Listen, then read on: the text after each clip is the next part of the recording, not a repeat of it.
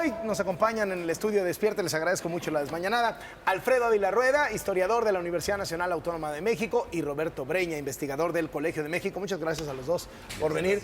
Queremos hacer un poco una revisión, conocer aquellos datos que no sabemos de algunos de nuestros héroes patrios. Y hemos preparado literalmente, como en los viejos tiempos de la escuela, nuestras estampitas. Las monografías. Modernizadas ya, entonces podemos ver en nuestras pantallas. Y empezamos con Miguel Hidalgo y Costilla. ¿Era un conservador o era un liberal? Se habla un poco de las dos cosas. Se dice que era un burgués en realidad, que era un tipo fundamentalista. ¿Quién era Miguel Hidalgo? Ninguna de las dos cosas, creo, ni conservador ni liberal. Es un cura muy ilustrado, pero por ilustrado no se piensa en revolucionario desde un inicio. Se decía que si desde niño era revolucionario, no. Nadie nace revolucionario, nadie nace republicano o monárquico. Lo vas leyendo, ¿no? Sí, te vas formando. Nacen traviesos, eso sí. Te vas formando. Bastante más conservador de lo que a veces imaginamos. El discurso que tiene en los momentos de la insurrección es a favor también de defender la religión católica. Es revolucionario en otras cosas, abolir el sistema de castas, abolir las desigualdades, los tributos, todas estas cosas. Pero es un hombre de su época. ¿Qué lo movió, Roberto? Lo movió una serie de injusticias primero que veía en la sociedad novohispana. Lo vio también una situación internacional, concretamente la invasión francesa de España que puso en crisis a todo el mundo hispánico. Los novohispanos, como el resto de los americanos españoles, se sintieron amenazados. Lo movió también la cuestión de los impuestos que ya eran insoportables y que su familia había soportado de manera directa. Esas fueron algunas de las motivaciones principales de lo que sucede a partir de esa madrugada del 16 de septiembre. Pero, ¿y no hay una interpretación por ahí de que en realidad él no era el líder natural, digamos, del movimiento, pero asumió el liderazgo una vez que Allende un poco se eso es verdad. Todo parece indicar, pero porque no hay nada seguro sobre esto, que quienes dirigían la conjura eran más bien los del grupo de San Miguel. Es decir, Ignacio Allende, Aldama, Basolo, la propia corregidora Josefa Ortiz. Hidalgo forma parte de la conspiración, pero no hacía mucho tiempo. Él se incorporó un poco tarde a la conjura y fue el descubrimiento de la misma la que precipita las cosas. Exacto. Y en ese momento Hidalgo toma la decisión, incluso un poco irracional. Él después declararía que fue un poco el frenesí del momento de levantarse en armas el 16. O sea, que si lo hubiera pensado bien, a lo mejor no habría porque Allende y los otros decían... Sí, no, Allende no quería, ¿no? Decían, no tenemos los ejércitos preparados. ¿No? Pero antes, ¿cómo era lo personal? Es cierto que le gustaba mucho el vino, le gustaba la baraja. Bueno, sí, era un hombre que le tenía... Dicharachero. Era dicharachero, sí. Al mismo tiempo era un hombre culto, le gustaban las tertulias, le gustaba el baile. Tipazo del Miguel Hidalgo, ¿no? Era en muchos sentidos era un hombre, yo diría que un hombre de su época. También es cierto, y esto, insisto, volviendo un poco a tu pregunta de hace un rato sobre la cuestión del conservadurismo, no hay que olvidar que es un cura. Y por lo tanto ahí hay siempre de manera inevitable una dosis de conservadurismo. Lo de liberal es mucho más problemático, aunque me parece importante que lo señales, porque justamente en ese momento, en el mundo hispánico, es cuando estaba surgiendo el término de liberal, que después se expandirá por el resto del mundo occidental. Esto no lo sabe mucha gente, pero el término liberal para definir un grupo político surge en España y de ahí pasa al resto de la América española justamente en esos años. En ese contexto. Sí. Morelos, es cierto que es el gran militar. O sea, que en la historia de México no había otro como Morelos. ¿Es cierto que Napoleón una vez dijo, deme 5 como Morelos y yo conquisto el mundo? Primero, lo de Napoleón, no hay ningún testimonio, no hay ninguna prueba. Sí, no, por Pero supuesto. Qué padre se oye, Pero ¿no? qué bonito. Sí, bonito, sí. Es sin duda el militar más destacado de la insurgencia. De eso no hay duda. Y no solamente por su capacidad de dirigir militarmente el movimiento, sino también por su capacidad de organización política y administrativa dentro de la insurgencia. Morelos hizo lo que no había podido hacer ningún jefe insurgente, que fue ponerle un poquito de orden a todo eso. O sea, un estratega, digamos, militar como el siempre las causas. Coincidieron las causas. En términos generales, sí. Lo que sucede es que sí, efectivamente, Morelos es quien institucionaliza un movimiento que inicia como un movimiento emancipador y poco a poco se va convirtiendo en independentista. Esto es importante también decirlo. Hidalgo no tenía las cosas claras como se nos dice a menudo desde el principio. El que se decanta finalmente por la independencia absoluta será Morelos, pero hasta el 12. Y entonces está esta faceta que acaba de mencionar Alfredo, que es fundamental, que es la cuestión de la institucionalización.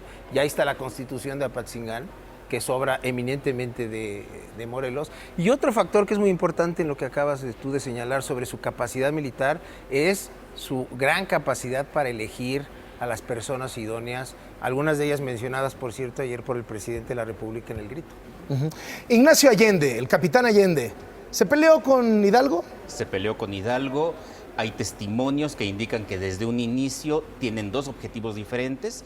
Mariano Jiménez en el proceso dice Hidalgo no quería saber nada del rey de España, mientras que Allende está peleando a favor del rey de España, que en ese momento estaba preso de Fernando Napoleón. Pero Hidalgo VII, ¿no? gritaba Fernando viva Fernando VII, ¿no? No hay ningún testimonio al respecto. Los testimonios sobre la madrugada del 16 de septiembre, ninguno menciona que Hidalgo gritara eso. Es un grito que empieza a surgir, pero es también porque Allende y muchas otras personas sí están peleando a favor del rey. Pero desde allí empieza la división. Luego hay una división en términos tácticos. Hidalgo está pensando en incorporar la mayor cantidad de gente sin preparación, la masa gigantesca aquella Sacar a gente de la cárcel y de la darles cárcel, armas. de trabajadores mineros de Guanajuato, un ejército que tal vez llegó a 100,000 personas, mientras que Allende está pensando más bien en milicias disciplinadas. Entonces, en Guadalajara, después de la ocupación de Guadalajara, la ruptura es evidente. En Guadalajara, Hidalgo saca presos muy peligrosos, tipos verdaderamente violentos, y que los vuelve además sus guardaespaldas, y entonces allí viene la ruptura. Cuando es derrotado en enero de 1811 en Puente de Calderón, Allende decide quitarlo del mando, pero tampoco funciona. ¿Cómo era la personalidad? Se nos pasó la de Morelos. ¿Cómo era Morelos en privado y cómo era Allende en privado?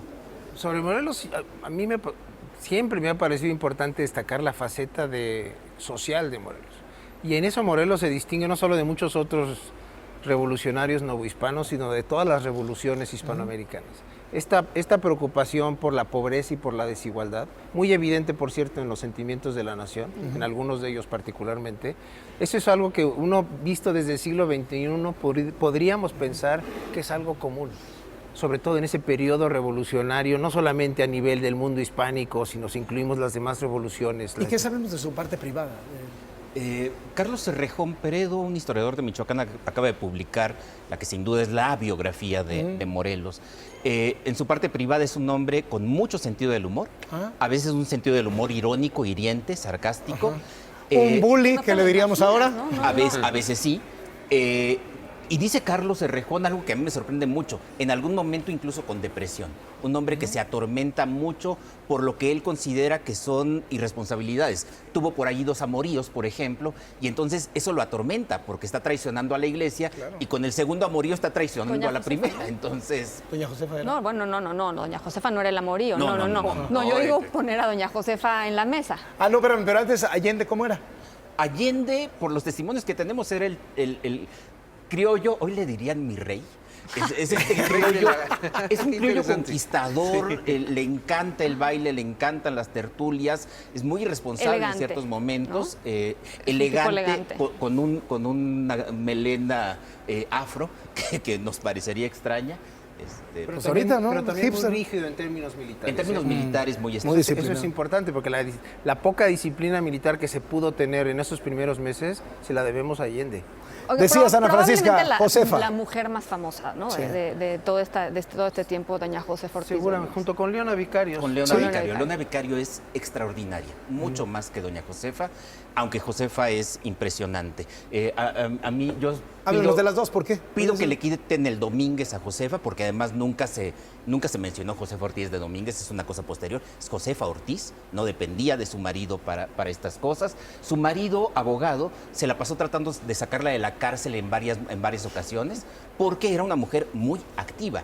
Leona Vicario es otro caso extraordinario, una mujer de la élite, que se casa con Andrés Quintana Roo, que publica en la prensa. Hay muchos periódicos de la época de la insurgencia que se atribuyen a don Andrés y que muy probablemente los escribió ella. Fungen como enlaces, se dedican justamente a poder hacer esa cadena, ese networking para poder armar todo. ¿Ese es su papel? Esa es muy importante. El vínculo de Leona Vicario, por ejemplo, con la Sociedad Secreta de los Guadalupes, una sociedad pro-independentista de la Ciudad de México, es muy importante. A través de eso se consiguen armas, imprentas y cosas así. ¿Coincides en que es más importante Leona Vicario que Josefa Ortiz? Híjole, esto de la importancia, a mí me parecen igualmente importantes y en todo caso, sí hay que destacarlo.